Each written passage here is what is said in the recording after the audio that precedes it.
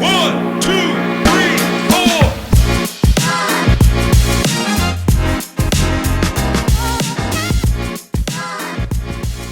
Hey everyone, and welcome to Marketing in the Madness, live from Shoptalk Europe, where I promise, interviewing some of the most innovative minds when it comes to digital, retail and marketing. Now, today I have a fantastic guest, as I always do, the Chief Digital Officer from Coty.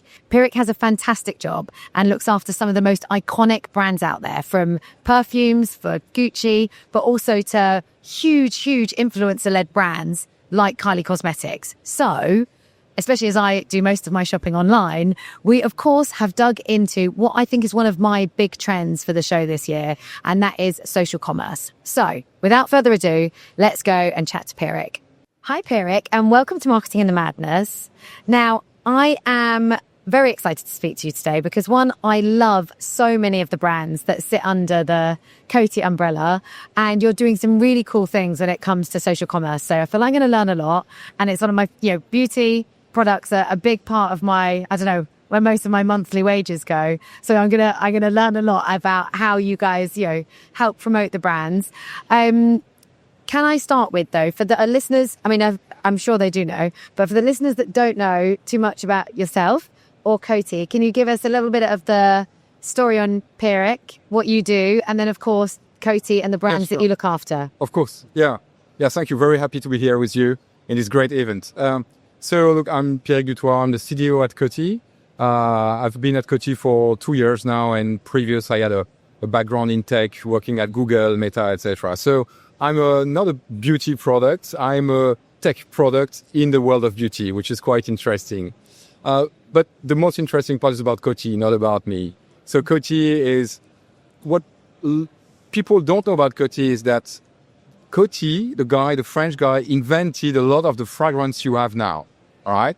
And that was like 150 years ago. So that's really amazing.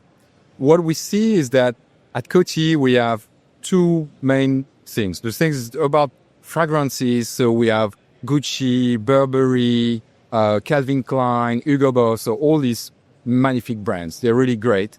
And we also have cosmetics, makeup with brands such as CoverGirl, but also we have Kylie Cosmetics. So, and speaking about social commerce, gonna be social, Kylie is social by definition, which is really amazing for that. And we also have a bit of skincare with famous brands in the US like Philosophy, and I'll speak about that later because, again, Philosophy is very interesting in what they're doing online. So I'd love to go deeper in that. So it's a very large portfolio of different brands that we have covering the world of beauty. We are everywhere in the world, including in Asia, which also is relevant to social commerce because this is where you have social commerce and we're experiencing that.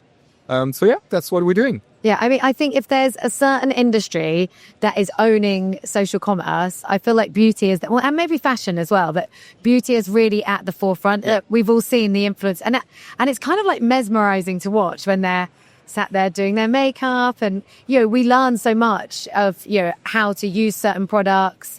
I often will go to the social channels, like if I've bought a new product and I don't know how to, not just makeup, like just normal beauty products, like how to use them, and I think there's a big opportunity in the fragrance world as well. But when it comes to social commerce, what are the principles that you're looking for when you're rolling out these social commerce campaigns? So look, for us, social commerce, it's one piece inside of advocacy, right? What we call advocacy is not just influencer marketing. We have like 7 pillars. I'm not going to tell them all, but it goes from rating and reviews, PR events, community management, your own social assets, etc. And social commerce is kind of the conversion of everything. Advocacy, if you want a fun fact, advocacy came first with the Michelin, the brothers, when they were selling tires, but they invented the guide Michelin, where you have the restaurants because they wanted people to travel, etc. So that's the start of it, right? So what we're doing with social commerce is really orchestrating everything around advocacy so people know our products, get our products right, and speak about them, and that translates into social commerce, which is the best thing, right? And you have many studies showing that when people are recommending your brands, influencers online, etc., it sells better because there's trust. And trust is enhanced by true moments. You were saying, you go online to look at, how to do the makeup, thing, etc. And that's exactly that. You can't cheat because you're doing that in front of everybody. It's to be how to make up for the wedding, etc. And you see that. And this is really what's attracting for people, and they see real results. So especially with makeup, it's great. It's a bit more complex with fragrance. Even though with fragrance, we see more and more people going into the details of, no, it's no longer, this is just vanilla. It's what's behind the vanilla, why the vanilla flavor is like that, what do you have with oud behind. So all that is getting more into the product, and the more your product is attractive, the more people want to speak about it. And that's where social commerce really takes, all the power. Great. I feel like you've got into my mind there because I'm literally obsessed with the vanilla scent. Everything that I have is vanilla. I love it. I love it. Yeah, and you see, you got a trend. The thing is that, and we worked on that at Coty, and there were like real people understanding that vanilla this vanilla trend is going to come. So, you need to develop the product. So it's not like today for tomorrow. It takes like 12 months, 18 months. So you have to be ahead of the trends. And then you have to see if the trends take, on social commerce. And vanilla is one that we got in many of our fragrances, which is really working well. So it's been a great success for us. Yeah. And I guess that's also where the technology comes in, right? Like the data, the insights. I'm going slightly different to what I thought I was going to ask you about, but I'm interested. Tell me how do you spot those trends? What technologies, if you're allowed to tell me, are you using to kind of work out what's going on and make sure that you stay ahead? So, the thing is that the moment you capture a trend online, it's too late. Yeah, it's happened. You can't make products. The only thing is that you need to be ready when you capture it to surf on that, which means that your company has to be ready far in advance with these products. And this is here the great job done by the brands, the people in the research and development. This is really a lab where they're looking, testing, doing all that. And then they got it. And it's not like they're following the trends, they're creating the trends. So this is also, what is very interesting for me is how do we create the trends rather than just following them? But also, of course, because we have a very large portfolio, we need to be able sometimes to surf on some trends and capture them. So for capturing trends, you have all the social commerce listening, social listening tools. You got a lot of data that you're getting from partners, but also from what we're doing on our own first-party data. And all these things put together give you, for our CMI department, marketing and insights department, all the things to educate people inside, from the brand marketing to the R&D, etc., to capture this. So it's the constant innovation process which is in motion in these companies. Yeah, and even just being able to track that many different data points and work out what to do with them is hard. So, hats off to you and the team because you're doing some amazing things.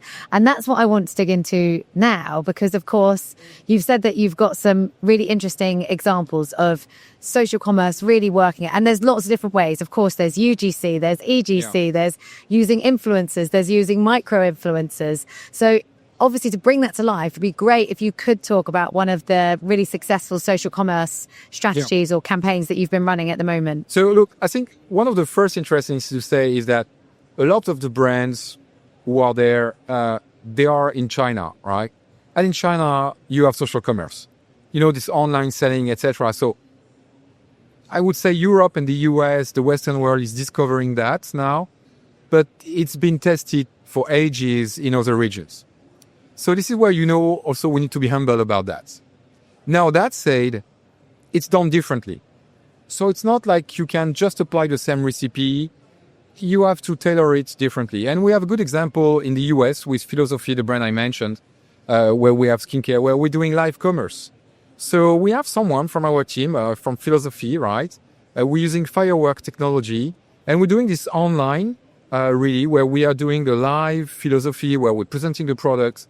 And because you have a lot of skincare products, you really have to show what's there, why this is a good formula, what are the long-term effects of that, etc. So the live format is a very good format to really take the time to explain to the audience what's happening. And because Philosophy is really there to help people with their skin issues, from acne to many other things, this is really where it has the most powerful impact, because sometimes you can invite people, and you see exactly people speaking about it and the results. So this is one, I would say, the most obvious example, but which still you have to put in place and capture the audience and get all that for that. So this is one great example. The other example, which I think is interesting for everybody in terms of exploring social commerce, is the relations it helps you to build with the retailers. We are not a retailer. I mean, we have a bit of D2C, etc., but we are selling to retailers. I mean, the Sephora, Douglas, etc. of this world, and they are selling, and social commerce is helping them.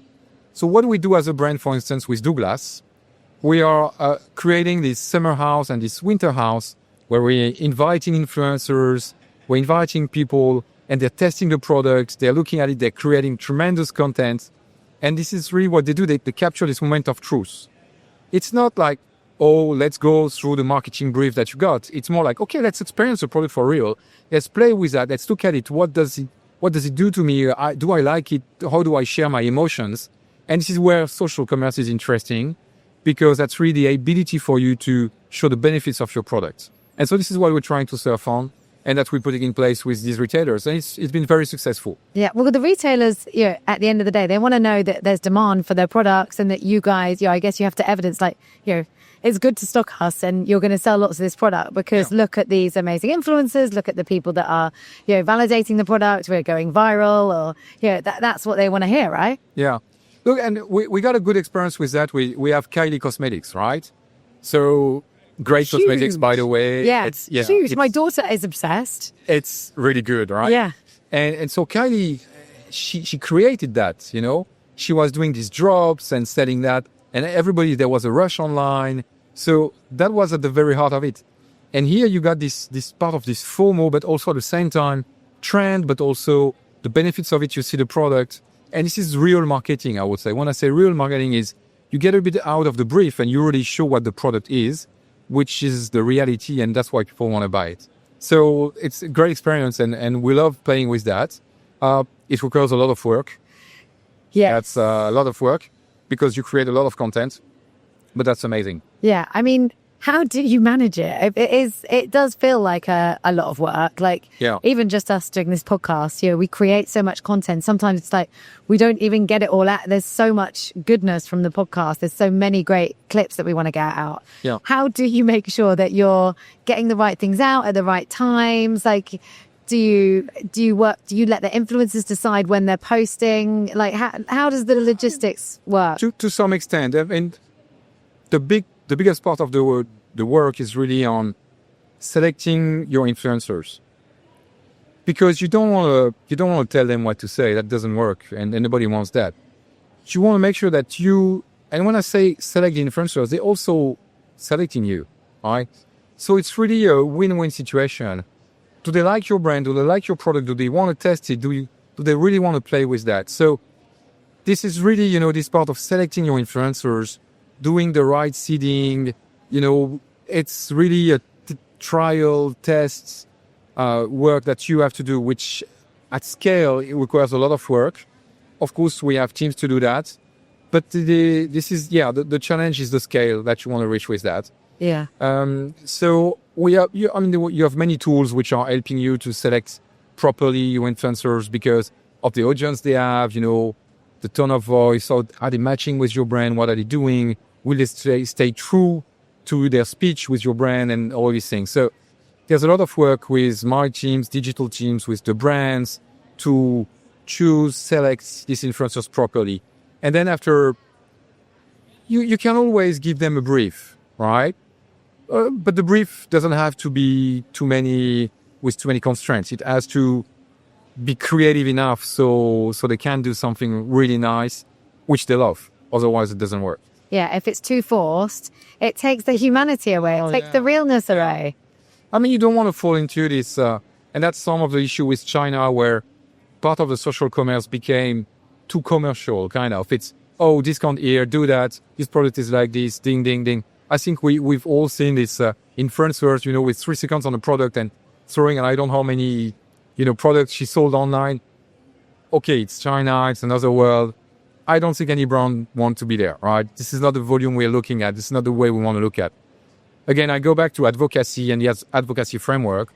It starts with a great product and everything you build around with rating and reviews, PR, events, which makes it, great product. That's how it works, and I'm going to take, the example of the Kylie Cosmetics. We launched the first fragrance for Kylie Cosmetics 1.0. Great success. The bottle, the juice, everything is great. And on top of it, you got like Kylie behind that, but also all the influencers who took it and really loved the product. And that's really the great advocacy. Yeah. Do you see a difference or prioritize kind of huge influencers and or micro influencers? Because there's been a lot of talk about these, micro influencers that may only have like 3 to 20,000 followers or something. Do you try and do a bit of everything? Do you prioritize one over the other?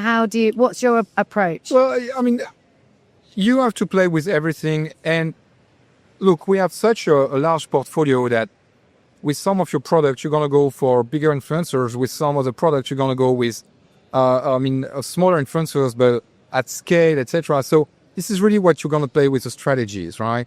The things that sometimes some of the huge influencers become unaffordable, to be honest, or very hard to work with. And you don't want that. I mean, what we do, as a brand, for whether for Gucci, Burberry, we're taking some icons and they are the visage, the face of the brand, right? So this is really what we're doing. So influencers, large, it's been there for ages in beauty, right? I mean, if you take, for some, and go back to Kylie Jenner, she's the face of it, so she's a massive influencer. Yeah. But then you have, if you take, we have an example with CoverGirl in the US where a massive influencer loved the product, and she took it and without us asking anything, she just did it, right? And we're very happy with that because that's the best solution for us, because she saw the product, she loved it, and she spoke about it, all right?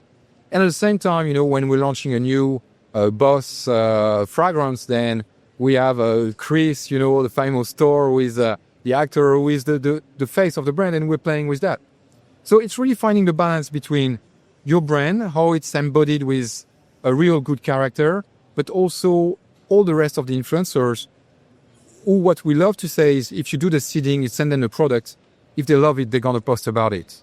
And that's the best for us, because that means the product's working, which is what we want. Yeah. It's about the product, not necessarily the influencer. But it is interesting because the social channels are changing so dramatically. Like now all of them are saying, follow count doesn't matter. It's about good content. And we've seen, a video of someone that you have no idea who they are can very quickly go viral on TikTok if the content's good. And it's, like all the kind of viral glass skin. There was like a face mask from a Korean face mask that you put on that removed, and it just went wild. So I think the content and the product at the end of the day is the center of everything. If it's good, people are going to want to show it, and that does a lot of the job for you. Yeah, and on this, what's super interesting is, I know I've been in the web for ages. I'm a bit of a dinosaur there, and virality. Everybody was looking for this virality, but nobody got the recipe, because if you have it, then you're going to be super rich. Yeah. But virality is more about like testing a lot, and then something pop up. The issue with virality is that it's very hard to keep that in the long term. So we're not looking for just popping up and being up there on the trend. We're looking to really build a real relation with our audiences, because we want them to love the product and our brands. So I'm more obsessed by the loyalty, or I would say the power of our products, than just getting viral. Getting viral is a cherry on the cake. Yeah. It's great. You are on a trend, you surf it, it's great. But I'm interested about tomorrow and the day after tomorrow, and how it works, because you need to build your brand. It's a business, right? You can't just do a spike. We have factories, we have all of that. So you can't manage that if you're doing just a spike and selling, 1 million units, and then the day after nothing. Yeah. All right. So you need to manage that in your business and really establish the relation with your audience. And advocacy, influencer marketing is helping you, but never forget the equity of your brand. Yeah. You need to build it. I love that. That's very important, because that's the trust. Yeah. That's what you want to get. Honestly, I think there's some really interesting stats, and I've had some really interesting conversations about social commerce this week. I think the brands that aren't doing that are going to be way behind brands like you. So, Pierric, thank you so much for joining. I know you need to go off on stage now. He's being called away, guys, in the background. So a big thank you for giving us this time and sharing so much. You've been amazing. Thank you very much. Thank you. So if you enjoyed this interview and you want to come and meet me and some of these amazing retail leaders at Shoptalk yourself, you've got two, not just one, two opportunities to do that. First up, we are going to be with Shoptalk again at Shoptalk Luxe in Abu Dhabi from the 27th to the 29th of January. Just Google Shoptalk Luxe and you should find it, and you can go and register to come and join us. And also, we are going to be back in Barcelona, possibly one of my favourite cities in the world, on the 9th to the 11th of June 2026. So be there or miss out.